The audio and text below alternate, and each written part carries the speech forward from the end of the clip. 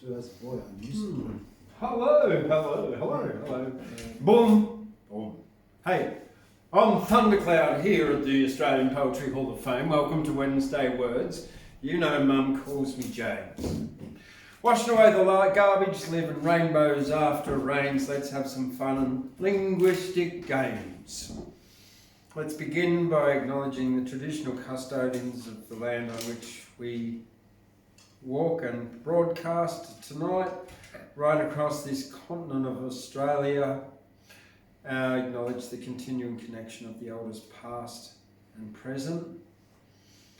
To acknowledge sovereignty's never been ceded and a treaty is being asked for, and sovereignty doesn't want to be usurped. That's just a statement. Well, over the last few weeks, we've had a few deaths of entertainers.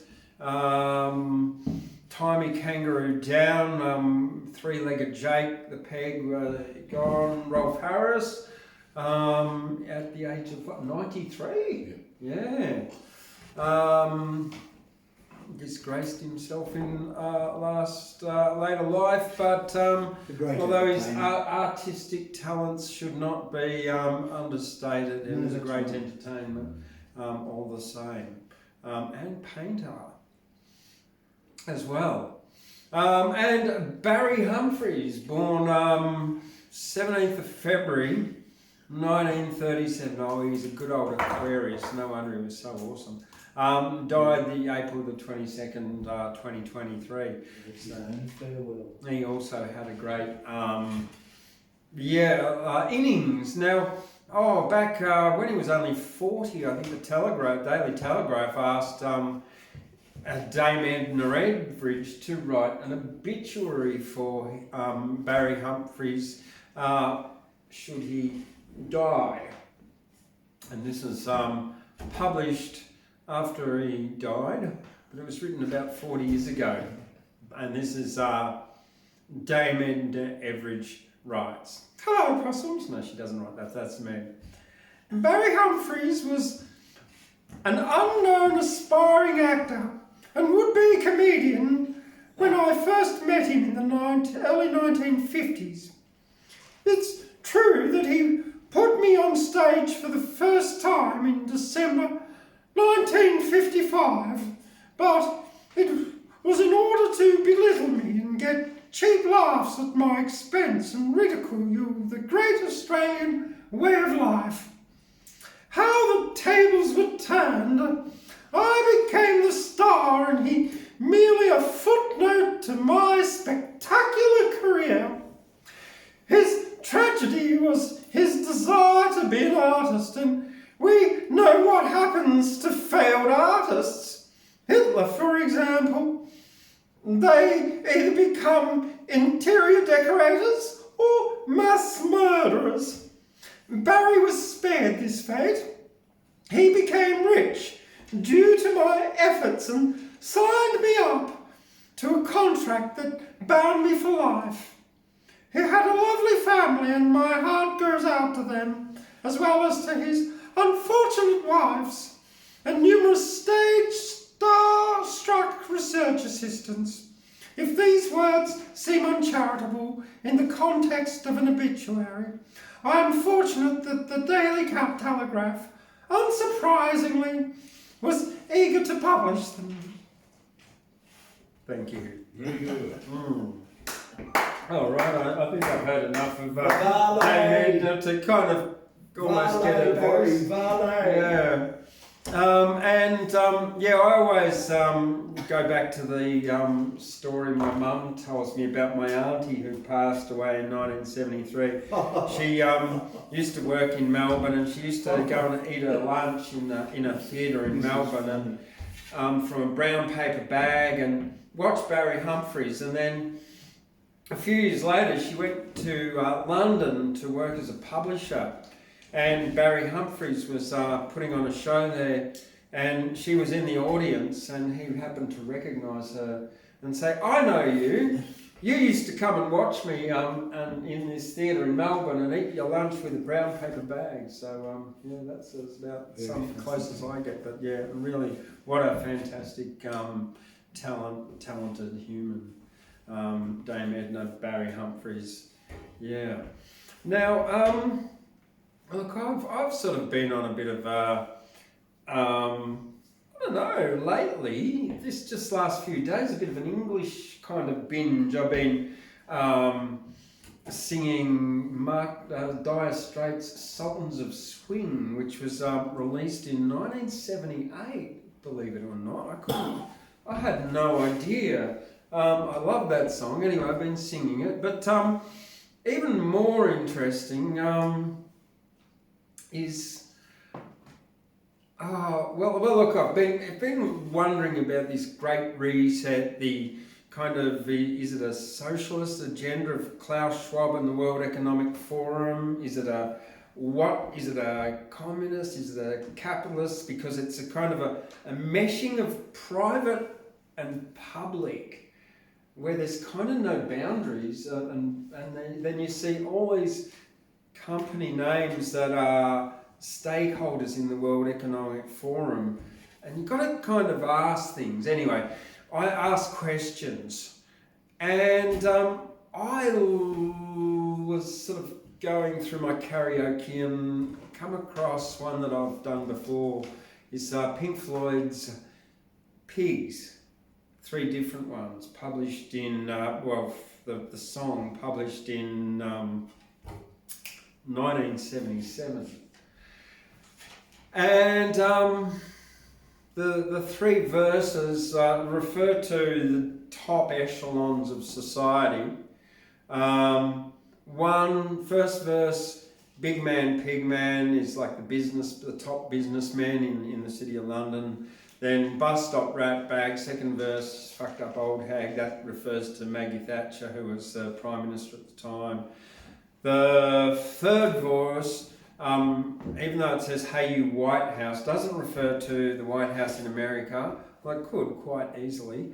It refers to Mary Whitehouse, who was a morality campaigner at the time. So with that, I'm going to move on and I don't know. I'm not going to try and sing it. Big man, pig man, ha ha, charade you are. You well-heeled big wheel, ha ha, charade you are. And when your hand is on your heart, you're nearly a good laugh, almost a joker, with your head down in the pig bin, saying keep on digging. Pig stain on your fat chin, what do you hope to find? Down in the pig mine, you're nearly a laugh, you're nearly a laugh, but you're really a cry.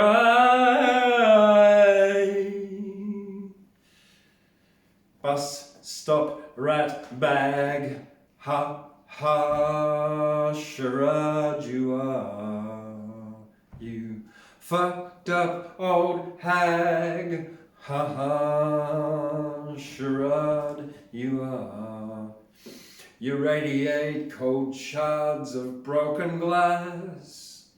You're nearly a good laugh, almost worth a quick grin. You're like the field of steel.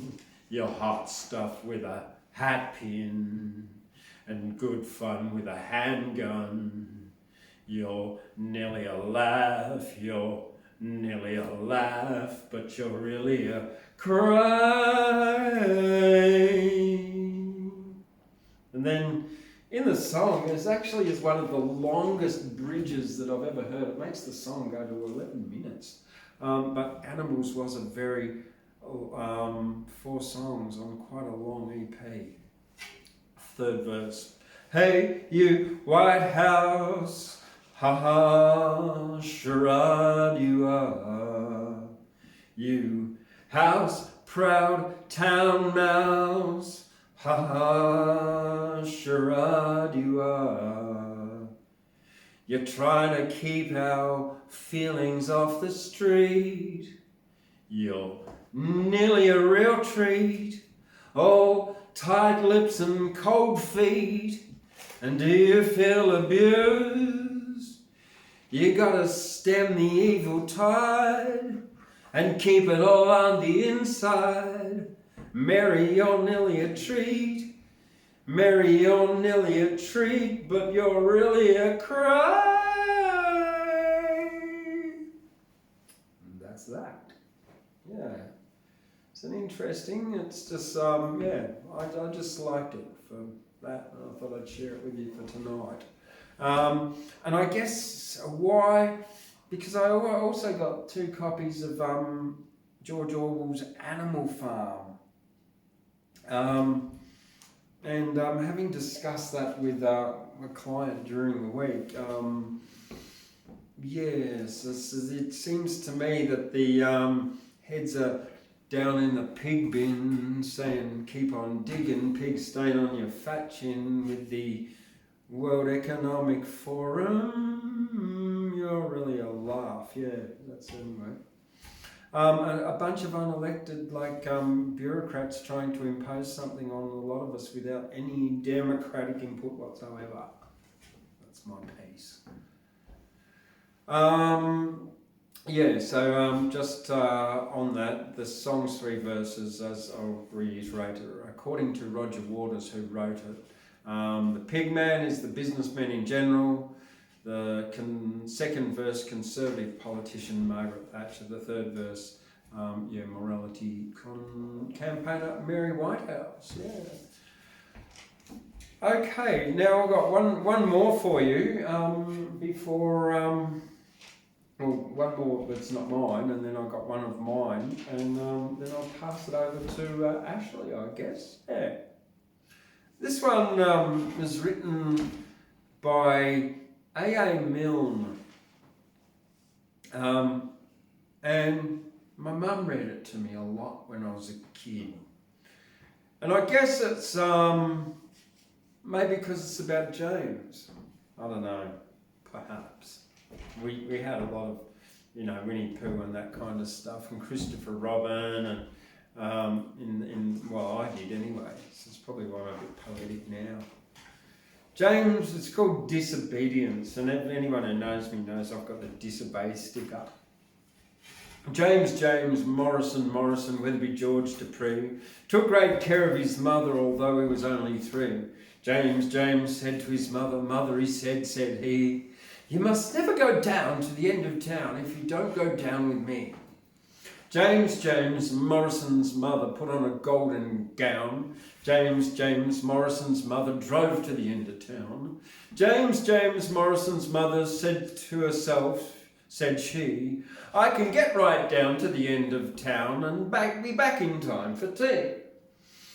King John put up a notice, lost or stolen or strayed. James Morrison's mother seems to have been mislaid. Last seen wandering vaguely, quite out of her own accord. She tried to get down to the end of town, 40 shillings reward. James Morrison, commonly known as Jim, told his other relations not to go blaming him. James said to his mother, he said he, you must never go down to the end of town without consulting me. James Morrison's mother hasn't been heard of since. King John said he was sorry, so did the Queen and Prince. King John, somebody told me, said to a man he knew, if people go down to the end of town, well, what can anyone do? JMMWG2P took great CO his M, although he was only 3. JJ said to his M, he said he, you must never go down to the end of town if you don't go down with me. That last bit's meant to be said very softly and whispered. Yeah.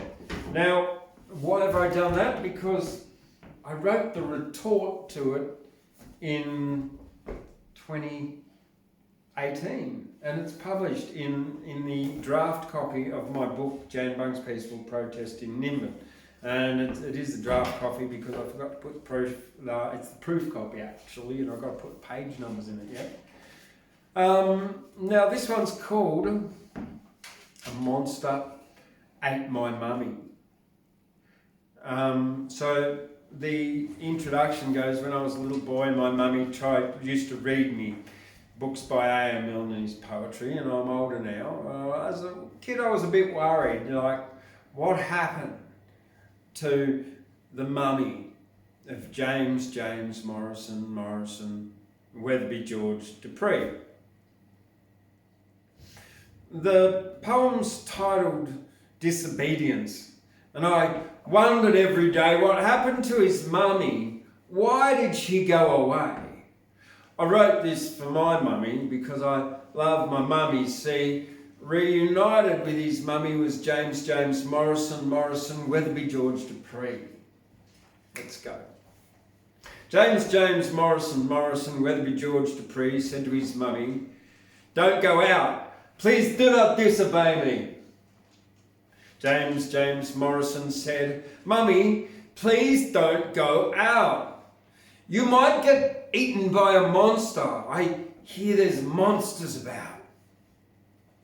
A monster ate my mummy one day when she was out.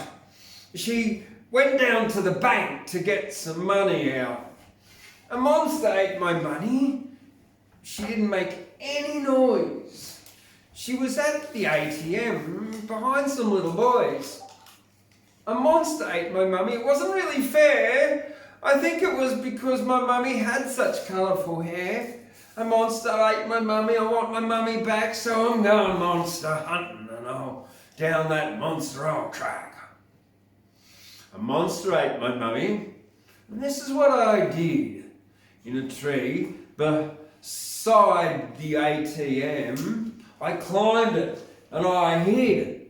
A monster ate my mummy and I jumped upon its back. I cut the monster open and I got my mummy back. The monster ate my mummy and I said to my mummy, "You must never go to the ATM without consulting me, because a monster ate you, mummy, and it wasn't in my head. I uncut you from a monster's guts." James Morrison, Weatherby George Dupree said. That's that. Yeah. What a strange poem that is. Yeah. He had to find her somewhere, so she was in a monster, yeah. All right, okay, I've got a few more later on for you, one or two here. Yes, I've got the notice boards of dreams coming up about Nimbin. But now, Ashley Albanese, welcome. Thank you. Well, Australia has always been a mix of government and private enterprise, of rulings from the great squatters and negotiation with the urban masses and their legal reps. So I don't suppose very much has changed, according to James's sketch of things.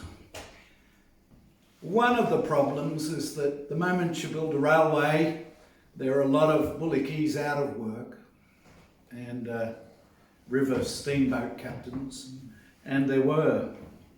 Well, hypothesis, implication, and the testing of that of the perimeters. If you like, hip hip. Hooray. If you prefer, hit hit hit. Well, hypothesis, implication, and parameter. What have I been reading? I've been reading the work of the great agronomist Andrei Platonov, who is a unique voice, and I'm sure there are many Russians and Ukrainians sadly in the sunset reading his great short stories River Potudan and The Return. Hemingway thought The Return was inimical, intractable, and in the present context, may I recommend that you spend some time meditating upon River Potudan and The Return. If you live in the Aussie bush or out in Siberia, I don't suppose Platonov is ever going to be irrelevant or particularly distant from you. If I walked down the street in Kiev or Berlin, though, and I brandished this, not my rulers, but this, I'd probably be arrested on the spot. Just joking, just joking. Well, what have we here? I wrote this seated at the table. War and the Rumours of War. February 42. Sydney Morning Herald spread. Dad's at war, Mum's cleaning windows. All Dad's girders boxed in a shed down the back. February 42, 17th. They're all, well, we'll see it through, mutters at the Armadale post office. The sun jaunts north, bursting over Singapore. South, red plopping over Empire. Through the window, a tennis ball now rests on the headline. No one knows the word Zen yet. So it must have come. One of the most constant perceptions or feelings I have at Armadale is the day the news came through that Singapore fell. Because I suppose in some sense Armadale fell and is still falling. Here's a poem that my friend Paul Ogden wrote, and it popped up. This is the bright side of the electronic river. It popped up on this, so I wrote it longhand. And when I went up to him, he walked in to the fat goose that gets a salute in the poem as I finished writing it longhand. When I went up and said how much I liked it and I'd read tonight, he beamed. And beam seems to be the word related to that little vignette of Two Poets Meeting and the poem that he wrote and sent out on Facebook. I will make the comment before I read it that for me it has particular reading. For having done 10 years or so in Gamilaroi lands teaching, I was always very conscious that these winter full moons brought the sparkle to the water, bringing up the fish. So for the Gamilaroi it was good tucker hunting and catching at this time of year. And the moon had other sacred aspects to them out Burke Way. Paul Ogden. It finishes with the words, with Paul Ogden at Fat Goose Crossing, Big X, Monday, 10:30 a.m. New moon in Taurus, new moon in Taurus. Pow, the earth and all its fruits. We're really changing now. Much water at the roots. The bod, destructible. Mind, soul and spirit too. Then he's got a big red lip kissing. The triadic concept of mind, soul and spirit too. We must be so careful, always stalked by death's crow. Will underneath real soul that cannot be destroyed. And there we've remained whole if battered and annoyed. It really is a dream, this fragile life we live, but real's coming full steam. Mum, Dad have been active. This bod will change and earth, my senses tell me soon. Cosmos will prove its worth, eternal fun this time. Red soul comes into form, safe and warm, feeling welcome. With Paul Ogden at Fat Goose. X Cafe Crossing, Monday, 10:30 a.m. You can sort of really sense he's as Irish as you can get. In his background, he's as Irish as you can get, and when he writes poetry, it really, something of that comes through. Mum, Dad have been active. This bod will change and earth, my senses tell me soon. Cosmos will prove its worth. Eternal fun this time. Red soul comes into form, safe and warm, feeling welcome with Paul Ogden at the Fat Goose Crossing. Quite inimitable. And at the Fat Goose Crossing today, I sat and wrote a poem called a Beam, beam, a beam, seems, a seam, see, seam, teams, seems. That's a play on S-W-E-M-S and S-E-A-M. I'll do it once more. Beam, beam, a beam, which is a crossways holding up this building. A beam, seems, a seam, see, seam, teams, seem. Is it? Seems it. Well, as long as we think that the seam teems with all the fecundities of life, we're with it, aren't we? Are we? Here's a poem I wrote some while back, and tonight I cut it in half. Nothing wrong with that, and I'm getting towards what I would be happy with now as a form. Sitting over at near one of the colleges, at the back of Duval, the old page, they were playing cricket, and I was in my car relaxing. It's like going fishing, watching the cricket. Such luminaries as Brecht, Beckett loved cricket, and evidently he was a great player, dear old Samuel. Anyway, the cry goes up, how's that? The roar of bowlers' team, stumped or not, the exultancies between the slow bowls of a summer arvo, and some not quite so slow. Umpire's hand not up into the arching blue, touched into indigo of an Armadale sky. The batsman lives to stroke again, a 4 over the boundary, 6 beyond, innings on the move or not, depending on the umpire's call.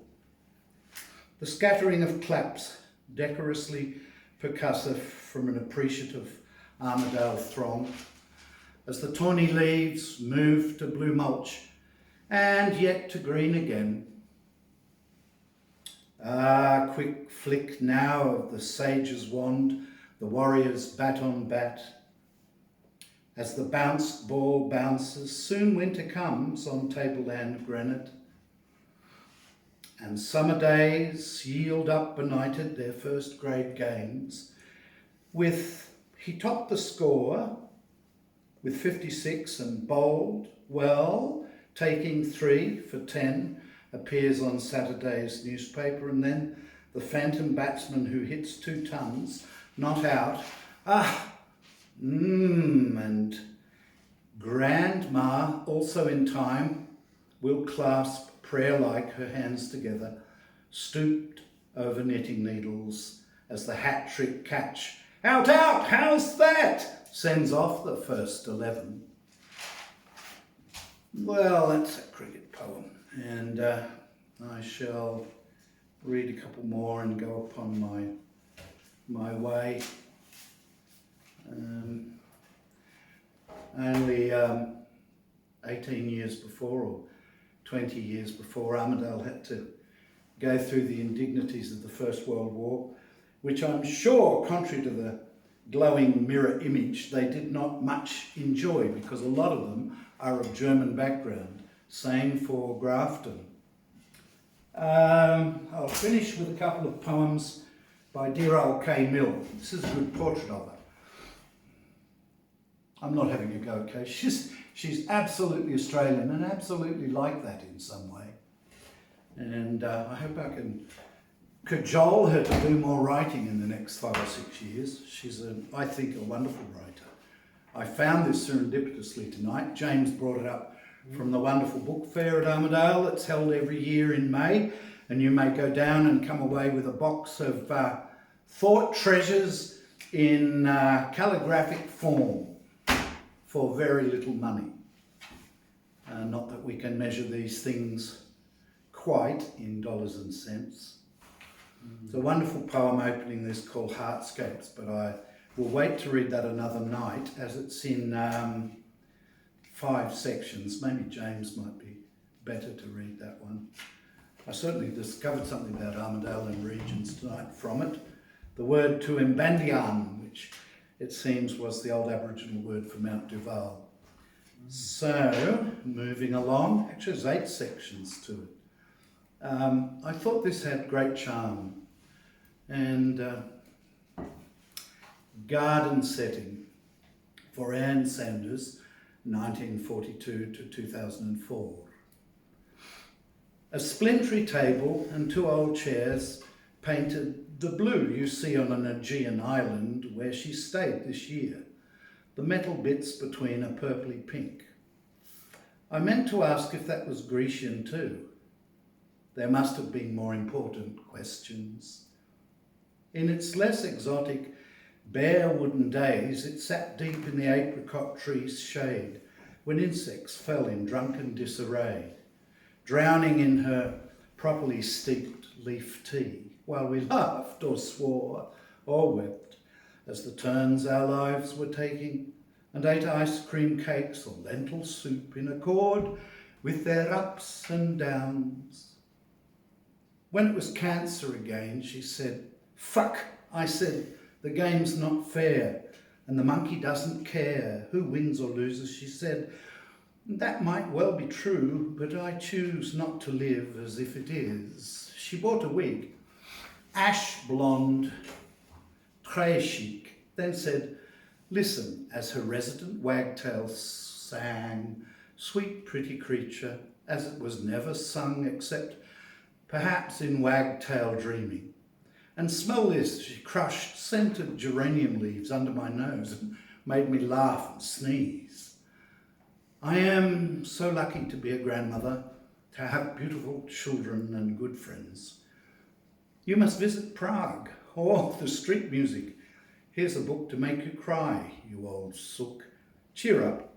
I plan to get well and find myself an internet lover before Christmas.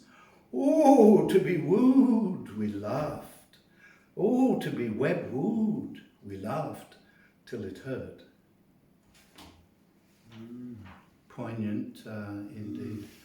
And as it is a season for war and the rumours of war, she wrote a poem, A War, Any War, which reminded me of Julian Croft's wonderful poem, End of a War, in brackets, Any War. And then I'll finish one after this. A war, any war.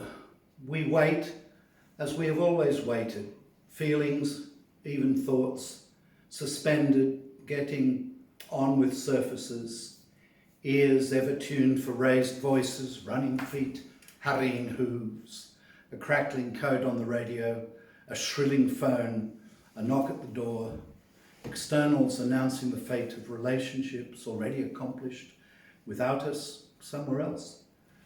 The news, when it comes, halves forever the whole we imagined. Some scream to rupture the gods' eardrums. Some seek oblivion to suit their natures. Most will get on with those surfaces, harder to maintain from these black depths. It is expected we keep the life fires burning and carry on for a cold future's sake, we who were left behind to back the front. And I had an interesting experience. A couple of nights ago I was watching a documentary about Jeffrey Smart, who I loved very much, and I discovered Jeffrey Smart was the voice I listened to in the 50s as a little kid on the Argonauts, which was very popular ABC afternoon children's show, very popular here in New England. It's first when I learnt about New England because the New England kids were always writing into the Argonauts and being mentioned with special mentions. And I thought, oh, that must be an interesting place to have all those bright switched on intellectual kids, even as a little tot. And Jeffrey Smart was the art commentator, whom evidently the kids loved. And I love his painting and imagery very much. And in that film, if you go to YouTube and watch it, the 27-minute doco about him, you see his last painting that he was piecing together stroke by stroke in his wheelchair. And I thought it was a marvellous painting. I think it's of H.G. Wells, and I will now read serendipitously from 4,000 Years of Chinese something or other. Tufu, Autumn Meditation, just the beginning. The translation here is in 8 parts. So I had a quick flicker-flacker about Kay Mills and her looking into the Australian bush in 8 or 9 parts.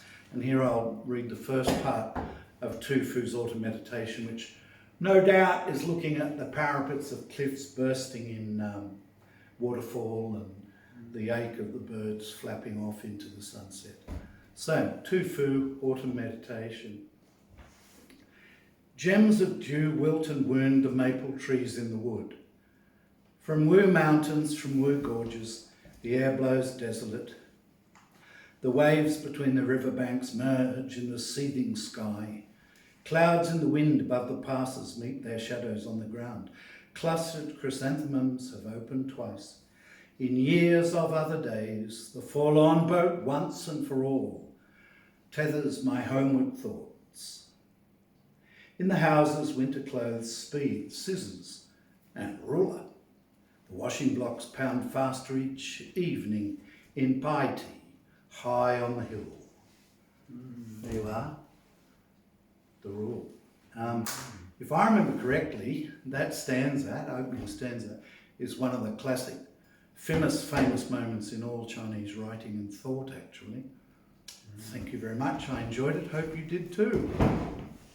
Yeah. Well, that's really beautiful, that last Chinese one. I'll read the whole thing That's sometime. just- Do the whole thing. Wow. I'll do Oh, the Kay okay. Mills and you do that one, mate. Yeah, so I got down to the Rotary Book Fair, Rotary Book Fair in Armidale, and I picked up well over 100 Australian poetry books, plus international ones, and poetry magazines and literary magazines, all for the library in here, the Australian Poetry Archive and Library. So yeah, always after more and donations of more. So if you're a poet and you've got a poetry book or a collection of poetry books that you can send or bring here to the Australian Poetry Hall of Fame, 144 Bradley Street, Guyra. All right, so while I was down there, one of the books that I got was a verse novel called The Brand New Dharma Bums. Now, Dharma, D-H-A-R-M-A, B-U-M-S, the Brand New Dharma Bums. It's a verse novel by Michael Dargaville.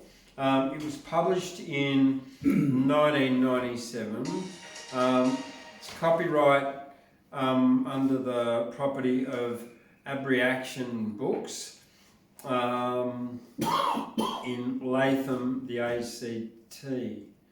Now, 1997, you may remember around about that time, President Bill Clinton had a little bit of a scandal with a lady called Monica Lewinsky, who was sucking his dick. Allegedly. Anyway, so I'm just going to read one chapter out of this book and the poem associated with the chapter, so I don't breach copyright. This is called Chapter 34, The Ice Cream Scene, Don't Be Mean. Once upon a time there was a performance poet called Nancy. She had flaming red hair and she wrote performance poetry about men. Because, as we all know, it was men who completely fucked up the world for female performance poets. This particular performance poet likes to live on the moon and take meditation classes with cool kung fu dudes who really wanted to hang out in Hollywood with these fascist movie directors who promoted hat and ignorance in this shameful, fucking awful place. Her name was Cunt Face, And she liked to read William Burroughs to President Clinton and talk about the size of his underpants, because she knew that if a guy had big underpants, then he must have a big cock. She sucked President Clinton's cock, and he said in his southern accent, "You know, really, I'm really a Nancy boy at heart." Nancy eventually got a job with a Generation X president who had supported the music of Sting and Bryan Adams. She even wrote a performance poem about sucking President Clinton's cock. It went something like this: sucking President Clinton's cock. His cock is made for capitalism. His cock is a big ad capitalistic. My cunt is red for President Clinton. I know that Christ is my cunt when President Clinton fucks my pussy. That's that. So, that's just a rough one, yeah. Chapter 34 of The Brand New Dharma Bums, a novel by Michael Dargaville, an Australian one published in 1997. So, yeah, it's aging, but still interesting.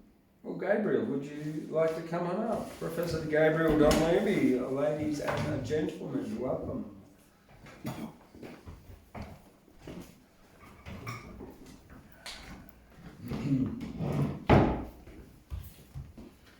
Evening, everybody. Good evening. Only 4, and superficially they're very different. The common thread is the idea of empathy and extending that, salvation through empathy, and extending that, the idea that the possible truth behind the myth of the idea of karma, whether it be the Hindu version or the New Age version, that everybody eventually gets their just desserts, is something that you can see on about 20% of the available YouTube channels called near-death experiences, where all the people who've already died come back, and one of the things they say happens to them is a life review. In the life review, they get a panoramic or big screen picture of all the incidents in their own life and how they felt, and then how the other person or people felt as if they were them, and they have to explain to their guides and the angels why they did what they did and have they learnt to do better next time. I got some views on that one, which will be in the one that I wrote on it, which I'll do last. First, this is from W.H. Auden, who I like because of the periodic combination he has of common sense, which is not a monopoly of the Murdoch press, contrary to what you would get from looking at the TV, and lyrical control of words. This is brief. It's called Epitaph on a Tyrant. Perfection of a kind was what he was after, and the poetry he invented was easy to understand. He knew human folly like the back of his hand, and was greatly interested in armies and fleets. When he laughed, respectable senators burst with laughter, and when he cried, the little children died in the streets. I always remember those words. They're pretty well known, aren't they, that last line. And another empathy from a source you might not expect is D.H. Lawrence, who is, in my judgment, more maligned than he should be. And He was writing it at a time when there was virtually no empathy for women, the working class underdog, and he introduced it, even though he was a bit of a fascist himself. However, this particular one, which is one of his best known ones, isn't usually cited as an example of empathy, far less of ethics and karma and all that. But listen and you'll see that maybe that's what it is. And this is his famous one about the snake. A snake came to my water trough on a hot, hot day, and I, in pyjamas for the heat, to drink there. In the deep, strange scented shade of the great dark carob tree, I came down the steps with my pitcher, and must stand and wait, for there he was at the trough before me. He reached down from a fissure in the earth wall in the gloom, and trailed his yellow-brown slackness soft-bellied down over the edge of the stone trough, and rested his throat upon the stone bottom. And where the water had dripped from the tap, in a small clearness, he sipped with his straight mouth, softly drank through his straight gums, into his slack, long body, silently. Someone was before me at my water trough, and I, like a second comer, waiting. He lifted his head from his drinking as cattle do, and looked at me vaguely as drinking cattle do, and flickered his two-forked tongue from his lips, and mused a moment, and stooped and drank a little more.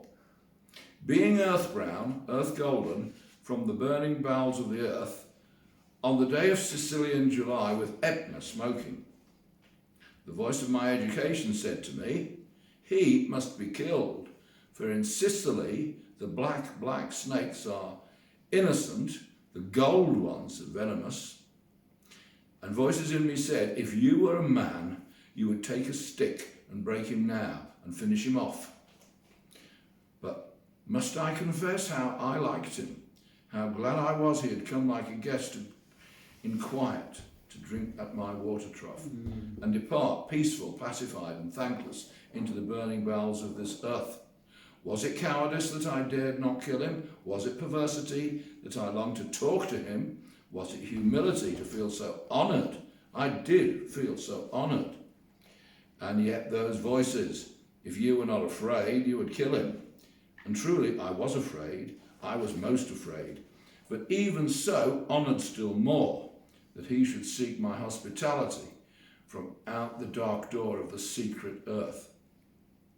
He drank enough and lifted his head dreamily as one who is drunken, and flickered his tongue like a forked knight on the air, so black, seeming to lick his lips, and looked around like a god unseeing into the air, and slowly turned his head, and slowly, very slowly, as if thrice a dream, proceeded to draw his slow length curving round and climb again the broken bank of my wall face.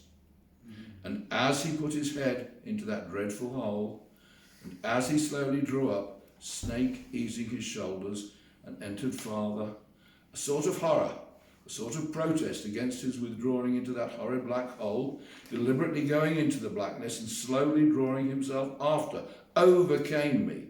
Now his back was turned.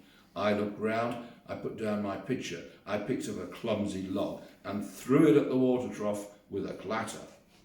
I think it didn't hit him, but suddenly that part of him that was left behind convulsed in undignified haste, writhed like lightning and was gone into the black hole, the earth-lipped fissure in the wall front, at which, in the intense still noon, I stared with fascination. And immediately I regretted it. I thought how paltry, how vulgar, what a mean act. I despised myself and the voices of my accursed human education.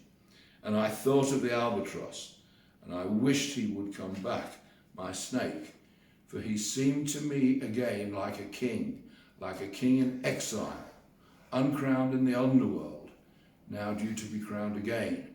And so I missed my chance with one of the lords of life, and I have something to expiate, a pettiness. Not bad, is it, that? That's a marvellous poem. Really, yeah. What a marvellous man to have created the Brainwan sisters. Yep. Slow increase in power on that is quite something. Now, penultimately, and somewhat in alignment with those last two, is one by Seamus Heaney. And again, I'm selecting that because of the theme, which I'm exploring, and also because it is so unlike what you expect from this guy. This one's called Punishment. I could feel the tug of the halter at the nape of her neck, the wind on her naked front. It blows her nipples to amber beads. It shakes the frail rigging of her ribs. I can see her drowned body in the bog, the weighing stone, the floating rods and boughs, under which at first she was a barked sapling that is dug up, oak bone, brain firkin, her shaved head like a stubble of black corn, her blindfold a soiled bandage, her noose a ring, to store the memories of love. Little adulteress, before they punished you, you were flaxen-haired, undernourished, and your tar-black face was beautiful, my poor scapegoat. I almost love you, but would have cast, I know, the stones of silence. I am the artful voyeur of your brain's exposed and darkened combs, and your muscles webbing, and all your numbered bones. I, who have stood dumb when your betraying sisters, called in tar, wept by the railings, who would connive in civilized outrage, yet understand the exact and tribal, intimate revenge. Definitely not expected from him. And last, and by all means least, is my one I did this last week after watching YouTube on near-death experiences, and as an intellectual exercising, well, if this were true, does that answer the widespread belief in karma, or does it remain simply what most of us will assume, simply wish fulfillment? Because there's virtually no justice in this life, so let's pretend we're going to get some later. That's what most of us end up thinking about it. But suppose it's true, then suppose you've got the life review, and all your friends and all your enemies who you hurt, sons, daughters, mothers, fathers, etc., and you have a moment of experiencing their hurt at your hands. The assumption in all of these past life things on YouTube is that you repent. But what if? Here we go. YouTube is a great background to my chores. A multiverse with many wormhole doors. Before, there was only one resurrection. Now there are so many worth inspection. There's a common thread through many stories. Loving white lights, hyper-real glories. Most harvest karma in a life review, when briefly walking in another's shoe. Shoes from every person they affected, for good or bad, quite clear or just suspected. The soul relives what they each time did score, then feel as deeply the other's pain, quite raw, to realise how hurtful they had been, then atone until their aura's clean. The light at the end of the famous tunnel of light is thus a karmic, empathetic insight. Satan speaks a salient question here, though. When we feel the hurt we caused friend and foe, suppose, while visiting their hearts, we feel they hurt too little from our darts. Instead then of regretting our harsh speech, we see our words were not enough to breach the enemy's defences day or night, so we resolve next life to put that right. This would void the point of the life review. Justice would transcend karma, if it's true. Yeah. Bit of a work in progress, and that's me. I'm going to Indonesia for a month. That's the day after the next meeting. Try and give it next week. Oh.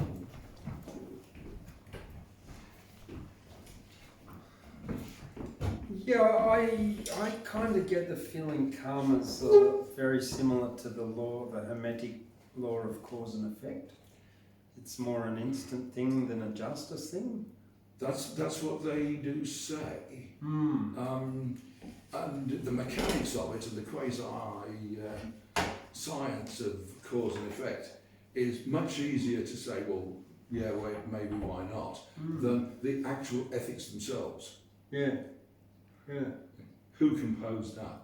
Yeah. In these past life things and the people who've had near-death experiences, it's always, did you hurt them? And as if that you're all saints and you turn the other cheek, and no matter what they did, the Hitler, Stalin, blah, blah, blah, cliches, you've got to let it go. Yeah. And I'm just thinking, wait a minute, that's immoral. Look, and in that case, karma itself is immoral. And that's something to think about. I'm not there yet. I'm letting go and facing past memories of where you've wronged people sounds very much like what I was listening to from a couple of like university doctors on the psychedelic experience of how they're using psilocybin to treat mental health now. On Andrew Huberman's podcast, the one that he uploaded just 2 weeks ago. Yeah, very similar along that lines. Talking about the whole letting go and having this kind of review of your life in that deeper psychedelic experience, because it's turning on all your memories in your brain. Well, LSD, I'm from that generation, it's very, very good at that. Yeah. Yeah. But it doesn't let you live afterwards thinking, well, no, I didn't hurt them. It's more, I've done it and that's life. Yeah. And I'll make atonement if I get the chance. Or they fucking deserved it. Yeah. It doesn't do away with they fucking deserved it. Yeah. Yeah, well, and I think from what I've studied, the idea of the bad trip is the people that face that thing and then don't integrate the experience, the learning from it. Oh, you mean you have to forgive and try to forgive to be ongoing, but at the same time you can think, well, they bloody deserved it. Oh yeah. Oh, that's what you meant. That's about it, yeah. I'll say it correctly. That's Yeah. the synthesis or compromise that it's hard to get beyond that. It's antinomial. Yeah. Yes, that's exactly the word actually. Yeah. Well, I guess this is my new book, Jan Bung's Peaceful Protest in Nimbin. Jan Bung being the Bundjalung word for platypus. When I first arrived in Nimbin, I'd been writing poetry for a while, and I remember seeing a sign on one of the street signs, a notice kind of put up by a friend of mine, Leif Van Amsterdam, aka Michael Bull. Hey Michael, out there in Brisbane, who's now published I think 5 poetry books in the last 5 years, so seeing that, poster for his self-published poetry book, it inspired me to publish my first poetry book, Love in Nimbin. So this poem here, this is now my 4th one, is a dedication to the notice boards and all of the advertising that gets put up in Nimbin. And one of the most interesting things that was ever said to me, I'd made my disobey stickers and t-shirts and that, and one guy walked in and he looked at him and he loved them. He said, I love your money making scheme. And that was when it would hit me that everyone in Nimbin almost kind of has a money making scheme. And this is called the Notice Board of Dreams. Here in the street of where we make dreams, not lost and lonely with direction it seems. 22 million to be won super draw Saturday, 23 million with a mega jackpot play. Woofers are wanted to clean up my land, pulling lantana to give me a hand. Tuntable bush dance happening next week. Waters are running down in the creek. Caravan for sale if you want a home.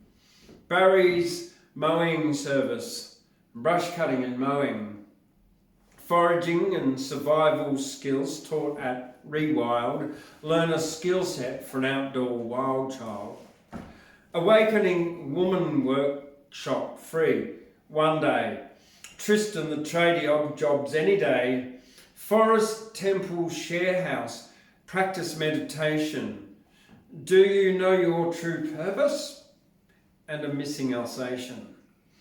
Hula hoop dance for beginners, fit, fun, fantastic. Nimbin Youth Film Festival, make a film like Jurassic. 2 sister milking goats are up for sale, betwixt and between Hanging Rock Hall, Wadeville.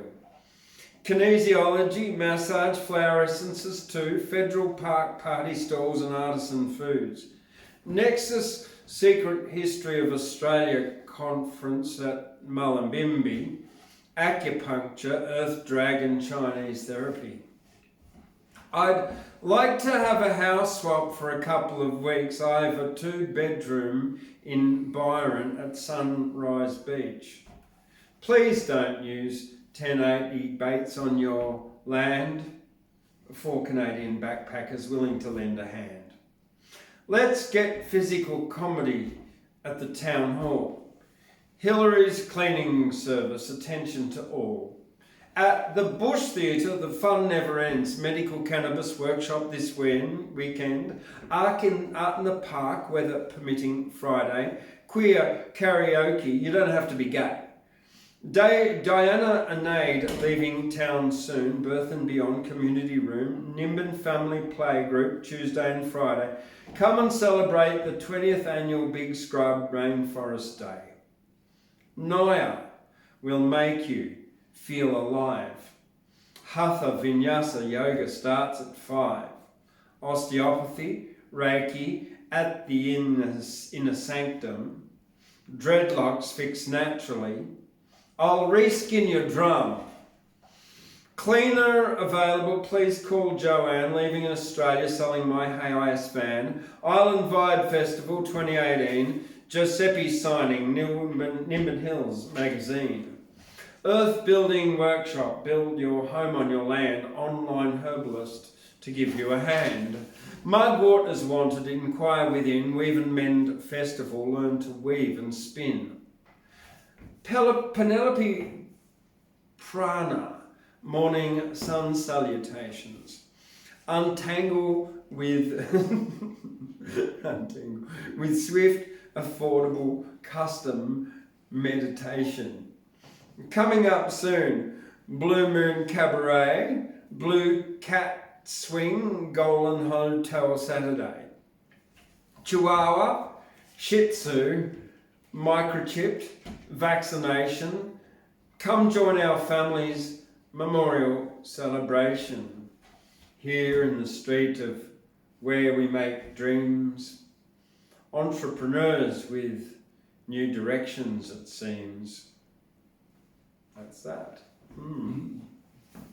Yeah, and it's a very interesting place. Like everywhere you go, there's like notice of people selling, doing something, and that is pretty much all of them. I went right through town to get a lot of those. So yeah, it was an interesting day reading the notice boards there in Nimbin.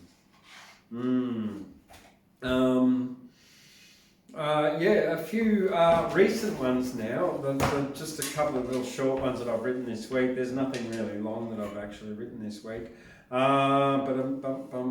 If we get into the screenshots here, and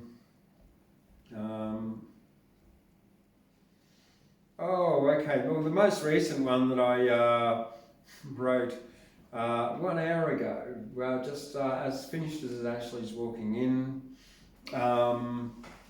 Humans are easily distracted by honey jars, sugary treats, media lies, smartphones, e-cars, butt plugs, crotchless knickers, breasts, bras, billionaires with dreams of flying to Mars. Likes, comments, YouTube, TikTok air guitars, the other person's emotions, moon and the stars. That's that. It was a little short one. What else have I got here? Oh, really short one. But this is like not dissing Eric Clapton, but he doesn't sing very well. Now, he can play music, he can play guitar, right? He can write good songs, he can sing, but he doesn't sing very well. And what I mean is that when he sings, he strains his vocal cords and his posture because of his posture. Now, anyone who's ever studied opera knows that you do not lift your head up to sing because, as you can hear, changes your voice. And whenever Eric Clapton sings, he has his microphone up too high and he's got his head up like this. So he's trying to project like that. And it makes his voice go all squeaky because you can't make a deep voice like that. You can make a deep voice like this and resonate your chest. And Mark Knopfler does it properly. So here it is. Eric Clapton can play guitar, but Eric Clapton cannot sing. Mark Knopfler can play guitar and sing Sultans of Swing. That's all. Yeah. Yeah. That's more like a title. It is, isn't it? Yeah. It's a two-liner.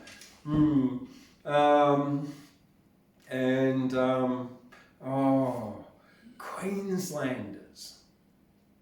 What I like about Queenslanders is their rawness and warm, down to earth, resilience, friendliness and charm. Dust in their hair and beach sand between toes, laid back, chilled outedness wherever they go. Even when they come to Gyra, except if they get out of a warm car in shorts, and then they're like, oh, they are really chilling up there. And I like to laugh at that one. I do get a good laugh out of Queenslanders getting out of warm cars. Yeah. Another short one. I tried to hold the water in my hand. It ran between my fingers, turning dust to mud. Quickly absorbed by the parched land, a seed sprouted and grew from life's blood. Another short quatrain.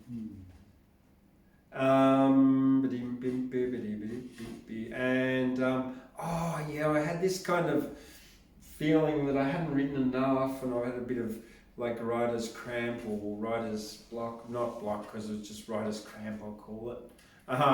Didn't mean I had a stiff hand, it meant I just kind of hadn't written it as much as I was happy enough to write. So I thought social comment to cure writer's cramp. This doesn't mean by like the fact that I've neglected to say some things that I don't mean those things. Respect your fathers, husbands, sons and men. Every man deserves a chance to make mistakes, to make reparations, to serve until the end. Every man is a hero who has what it takes. Love your mothers, wives, daughters and women. Every woman deserves a chance to correct her behaviour, to stop fixing, judging and disrespecting men. No man wants or needs a woman to be a saviour. If you don't want shit to end in a court, celebrate the difference between masculine and feminine. Relationships are teamwork, not battles to be fought. Unconditionally respect and love your men and women. Yeah. That was just edited at the last moment there. And last one I've got for you, the anti-superhero. It's like, I don't know, he's like a little, I don't know. The anti-superhero doesn't do much. He never rescues kittens or does good deeds as such. He's not fast, doesn't exercise or go to the gym. He's not muscular, but definitely not trim. His mother named him Super Zero. He's resentful and sad, had an Oedipal mother, was abandoned by his dad. Loves donuts, chocolate cake and jam tarts, often constipated, sits at home and farts, dreaming of what it's like to be a superhero instead of being the anti-superhero, Super Zero. That was actually written for my son when I wrote that. Yeah. Because sometimes you gotta like, I find it's easier to like take your kids to the poor part of town and say, well, do you want to be like this? Instead of, yeah, it's easier to do that than to say, well, come on, like, look, this is where you can be the good thing. Let's like have a look at this. Do you want to be like this? And yeah, and it actually had the effect because my son did read it and and actually put a thumbs up to it. So good on him, good on you, Luca. Lots of love to my boys up there in Queensland, my mum and dad, and everyone who's supporting us here at the Australian Poetry Hall of Fame. Big hello to Gladys out there who popped her head in today. Couldn't make it tonight because she's had a big day in the garden and she's all tuckered out. Battling the weeds. She has Battling the weeds. Well, she's been on the what do you call it, the mattock today, and she said she's dug up a whole garden about 10 metres long and a metre wide. So yeah, she's been at it.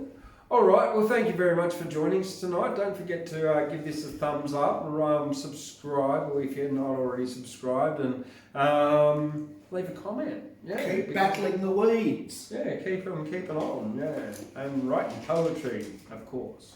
Yeah. Thank you very much. Good night. Good night.